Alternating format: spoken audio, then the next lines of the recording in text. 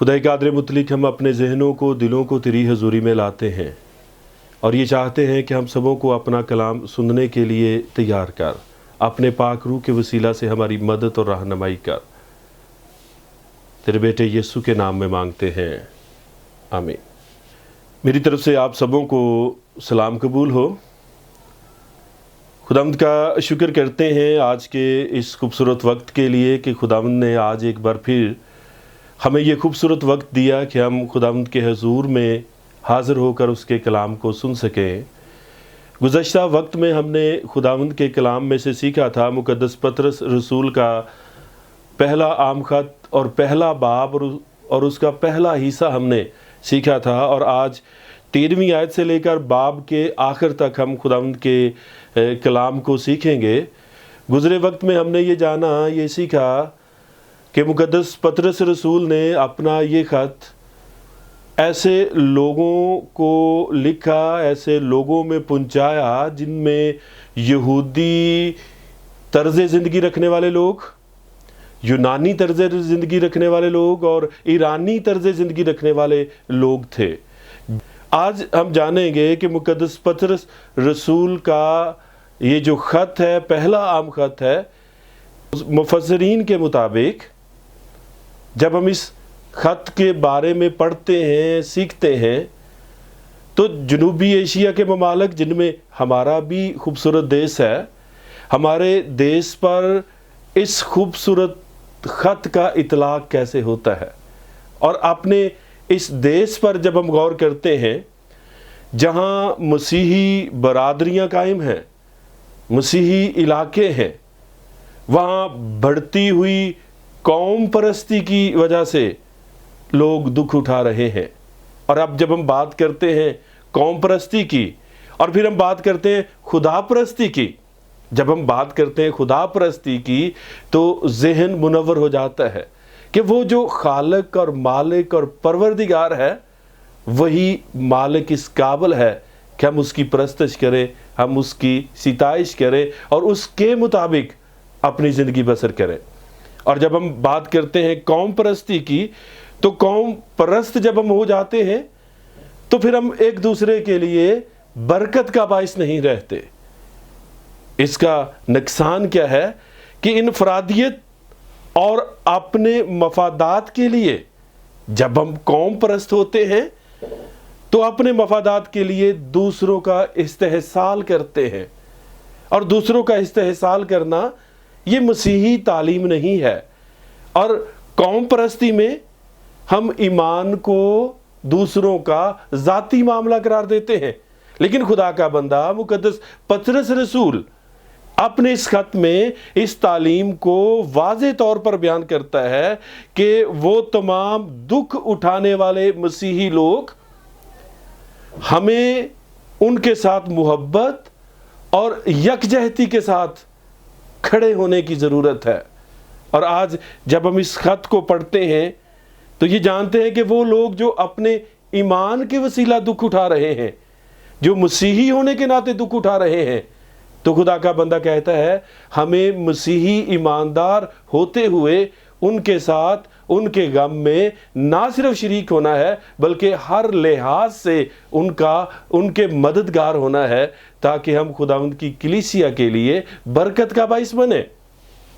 आज अपने इस देश में जब हम मुक़द्दस पतरस रसूल के ख़त का इतला करते हैं तो जानिएगा पहली सदी ईसवी में और आज के इस दौर में इस देश में जहाँ जहाँ मसीह यीशु के मानने वालों के साथ जुल्म होते हैं, जहाँ जहाँ मसीह यीशु पर ईमान रखने वालों के लिए इज़ाए रसानी होती है, वहाँ पे बेशक ज़ालिमों की तादाद बहुत ज़्यादा हो, लेकिन इसके बाद खुदा अपनी मोहब्बत को जब ज़ाहिर करता है तो फिर ये बात हमारे सामने वाज़े हो जाती है कि खुदावंद की मोहब्बत को ज़ाहिर करने वालों की तादाद भी उन ज़ालिमों से कम नहीं है। खुदावंद अपने तालबों के वसीला अपने ईमानदार लोगों को जो परेशानियों में से गुज़रते हैं, जो दुखों में से गुज़रते हैं, अपने ईमान पर कायम रहते हैं, खुदा उनके लिए तसल्ली और सब्र का इंतज़ाम करता है और उन्हें बरकत देता है। आज जानिएगा उन तमाम لوگوں کے لیے جن کے وسیلہ ہم پریشان رہتے ہیں، ان حکمرانوں کے لیے بھی، ان رہنماؤں کے لیے بھی یقیناً ہمارا یہ فرض ہے کہ ہم دعا کریں کہ خداوند اپنے ان طالبوں کو فہم و ادراک سے نوازے۔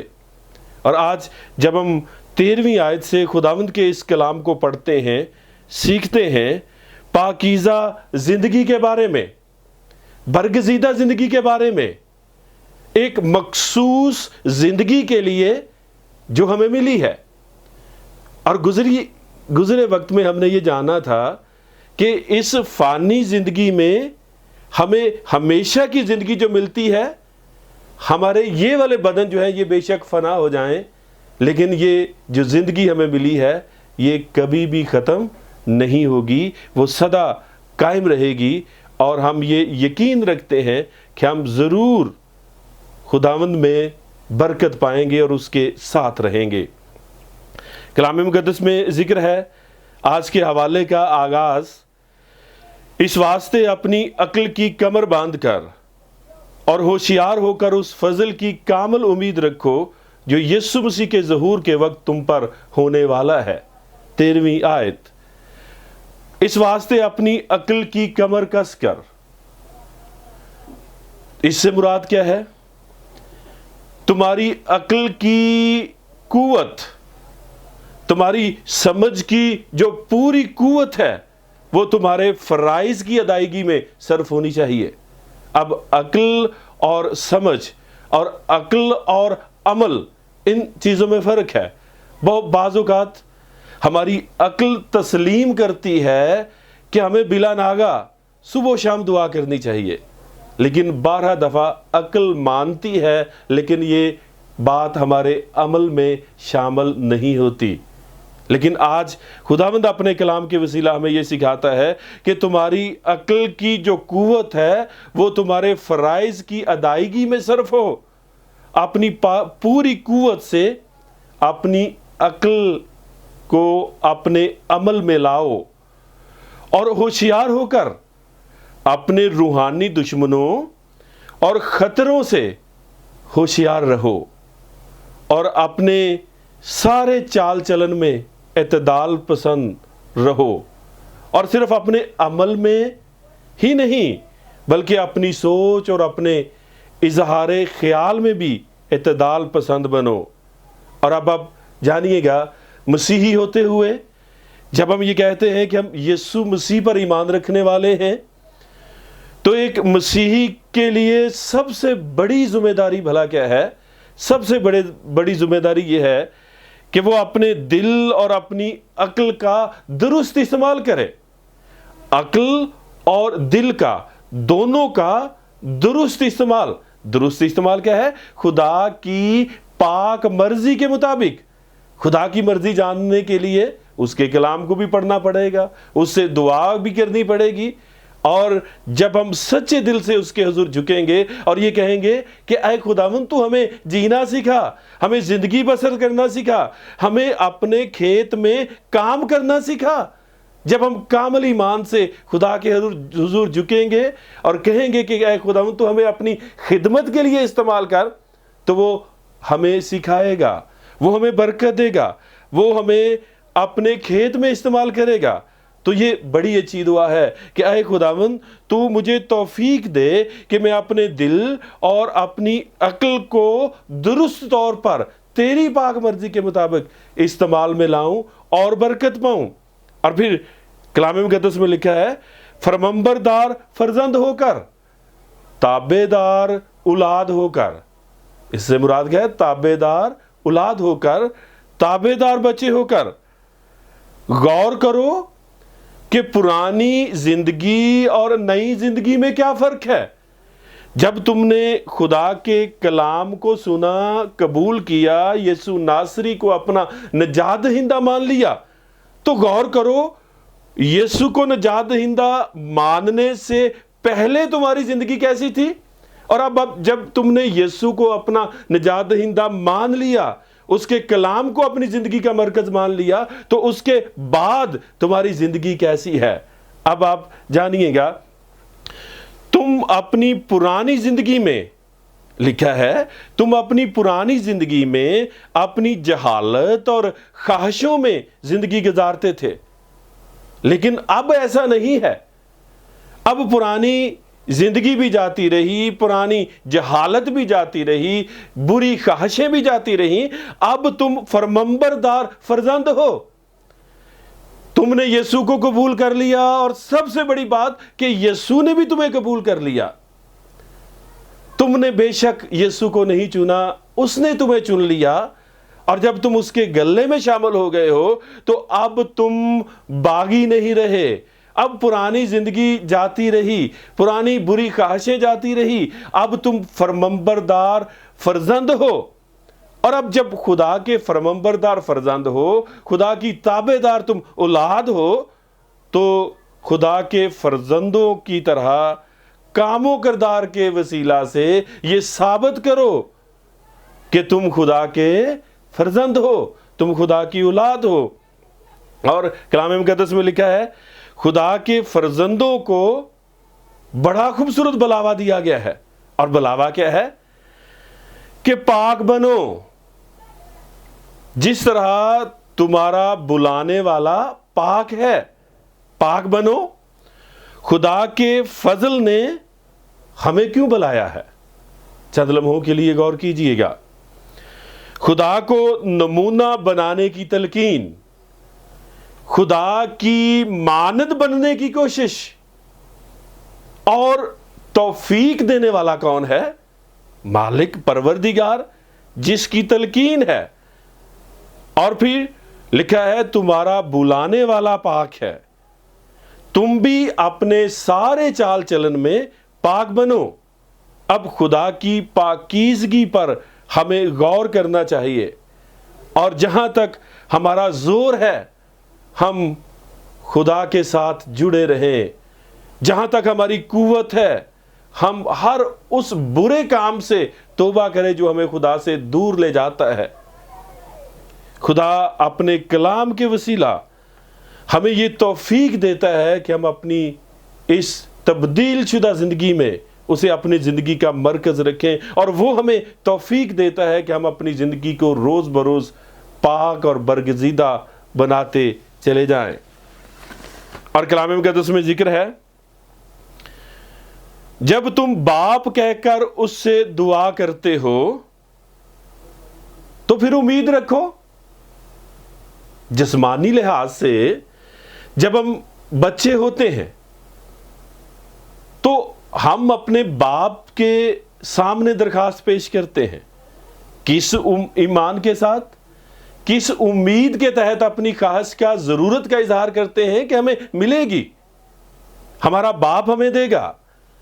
اور لکھا ہے کلام مقدس میں، خدا کا بندہ مقدس پطرس رسول کہتا ہے جب تم باپ کہہ کر اس سے دعا کرتے ہو تو یہ کامل امید رکھو کہ وہ جو خالق اور مالک ہے، وہ جو اس دنیا میں آیا اور ہمارے لیے اس نے فدیہ دیا، وہ دوبارہ آئے گا۔ اور اس سے یہ امید رکھو جب تم اسے باپ کہہ کر دعا کرتے ہو تو یہ کامل امید رکھو کہ خدا کسی کی حیثیت اور وقار کو نہیں دیکھے گا۔ چند لمحوں کے لیے اس جملے کو دوبارہ سنیں گے۔ جب تم باپ کہہ کر اس سے دعا کرتے ہو تو یہ کامل امید رکھو کہ جب وہ اپنی آمد ثانی میں آئے گا، جب وہ منصف بن کر آئے گا، جب انصاف کرنے والا بن کے آئے گا، جب جج بن کر آئے گا، تب خدا کسی کی حیثیت اور وقار کو نہیں دیکھے گا کہ فلاں کی حیثیت بہت زیادہ ہے، فلاں کا وقار بہت زیادہ ہے۔ کسی کی حیثیت اور وقار کو نہیں دیکھے گا، ہر ایک کو اس کے کاموں کے موافق وہ اجر دے گا۔ اور یہ بات ایمانداروں کے لیے بڑی تسلی بخش ہے، جو ایمان رکھ کے دکھوں میں سے گزرتے ہیں، پریشانیوں میں سے گزرتے ہیں۔ ان کے لیے یہ بہت بڑی امید ہے کہ خدا جب انصاف کرنے آئے گا تو وہ کسی کی حیثیت اور وقار کو نہیں دیکھے گا، بلکہ وہ ہر ایک کو اس کے کاموں کے موافق اجر دے گا۔ یہ ہمارے خدا کی سچائی ہے جو ہم جانتے ہیں۔ اور یہاں پہ خدا کا بندہ کہتا ہے تمہارا نکما چال چلن جو باپ دادا سے چلا آتا ہے اس سے تمہاری خلاصی نہیں ہوئی، تمہاری سونے چاندی، دنیاوی سونے چاندی سے خلاصی نہیں ہوئی۔ خدا کا بندہ کہتا ہے کہ باپ کو ایک قیمت ادا کرنی پڑی ہے، تمہاری خلاصی کے لیے باپ کو ایک قیمت ادا کرنے سے تمہاری خلاصی ہوئی ہے۔ دوسری بات وہ واضح کرتا ہے کہ قیمت جو دی ہے وہ کیا ہے، پھر کن باتوں سے خلاصی ہوئی ہے، اور پھر وہ اس بات کی وضاحت کرتا ہے کہ باپ نے اپنے اکلوتے بیٹے کو بخش دیا تاکہ وہ ہم گنہگار انسانوں کا کفارہ دے۔ اس نے اپنا اکلوتا بیٹا بخش دیا تاکہ جو کوئی اس پر ایمان لائے ہلاک نہ ہو بلکہ ہمیشہ کی زندگی پائے۔ اب ایک بے عیب، بے داغ برے یعنی مسیح یسو کے بیش قیمت خون سے تمہاری خلاصی ہوئی ہے، بے عیب برا۔ اس کا علم تو بنائے عالم سے پیشتر سے تھا، مگر ظہور اخیر زمانے میں تمہاری خاطر ہوا کہ تمہارا ایمان اور امید خدا پر پکا ہو جائے۔ اور اب جانیے گا پھر خدا کا بندہ ایک اور خاص بھید کو ہمارے سامنے پیش کرتا ہے کہ تم نے حق کی تابعداری سے اپنے دلوں کو پاک کیا ہے۔ اس جملے پہ غور کیجئے گا، تم نے حق کی تابعداری سے، اس سے مراد کیا ہے؟ تم نے سچ کی تابعداری سے، اس کا مطلب کیا ہے؟ تم نے یسوع کی تابعداری سے اپنے دلوں کو پاک کیا ہے۔ اب حق کی تابعداری سے اپنے دلوں کو پاک کیا ہے، سچ کی تابعداری سے اپنے دلوں کو پاک کیا ہے۔ اب یسوع کو جانیے گا، یسوع نے کہا کہ راہ، حق اور زندگی میں ہوں۔ حق کون ہے؟ یسوع ہے۔ اور لکھا ہے تم نے حق کی تابعداری سے اپنے دلوں کو پاک کیا ہے، اور جب تم نے سچائی سے اپنے دلوں کو پاک کیا ہے تو اس سے پھر کیا ہوتا ہے؟ جس سے بھائیوں کی بے ریا محبت پیدا ہوتی ہے۔ ایک ریاکاری کی محبت کسے کہتے ہیں؟ قوم پرستی کے حوالے سے ہم نے جانا سیکھا تھوڑی دیر پہلے، اپنے مفادات کی خاطر کسی سے محبت رکھنا یہ ریاکاری کی محبت ہے۔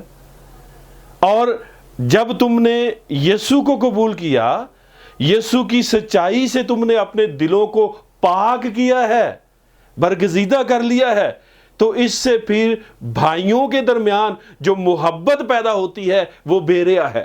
اور بھائی صرف وہ نہیں ہیں جو ایک ماں کے بطن سے پیدا ہوئے، بلکہ ہر وہ ایماندار جو یسوع کو اپنا شخصی نجات دہندہ قبول کرتا ہے، تم آپس میں بھائی ہو۔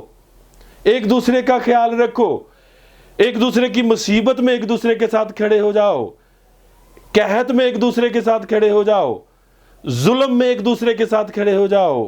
اور پھر لکھا ہے اس لیے دل و جان سے آپس میں بہت محبت رکھو، کیونکہ تم نے یسوع کے وسیلہ، تم نے حق کی تابعداری کے وسیلہ، یسوع کی تابعداری کے وسیلہ اپنے دلوں کو پاک کیا ہے۔ مسیح کی محبت تم میں ہے۔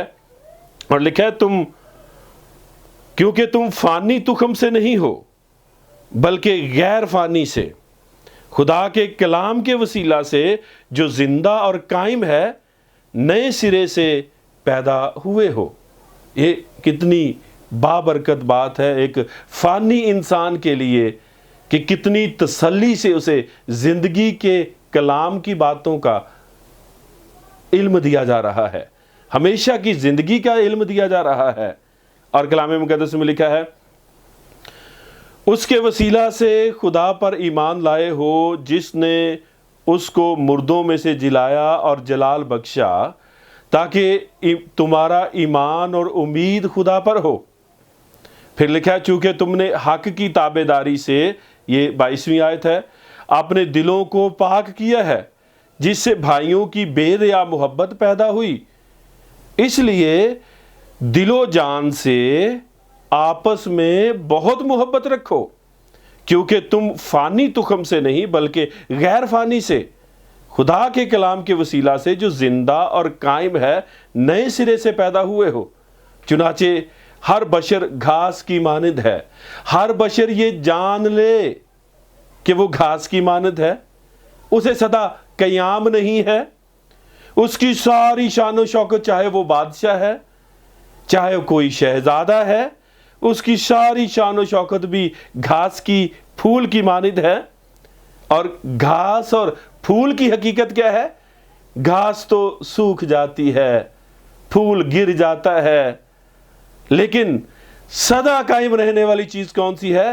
वो जिसके वसीला से तुमने अपने दिलों को पाक किया और अपनी जो रियाकारी वाली मोहब्बत है उससे तुम बागी हो जाओ, और खुदा के कलाम के वसीला, खुदा की सच्चाई के वसीला, हक की ताबेदारी के वसीला जो तुमने अपने दिलों को पाक किया है। जिक्र है, लेकिन खुदावंद का कलाम अब तक कायम रहेगा। खुदा का कलाम अब तक कायम है। जिन दिलों में खुदा का कलाम है वो दिल भी अब तक कायम है। जिन जिंदगियों में खुदा का कलाम है वो जिंदगियां भी सदा कायम हैं। वो जिंदगियां भी कभी खत्म होने वाली नहीं हैं। और फिर लिखा है, ये वही खुशखबरी का कलाम है जो तुम्हें सुनाया गया था। उसी कलाम की वसीला से तुम जिंदगी पाओगे, हमेशा की जिंदगी पाओगे, बाबरकत हो जाओगे और सदा खुदावंद के साथ रहोगे। खुदावंद आज के कलाम के वसीला हमें बड़ी बरकत दे। आमीन।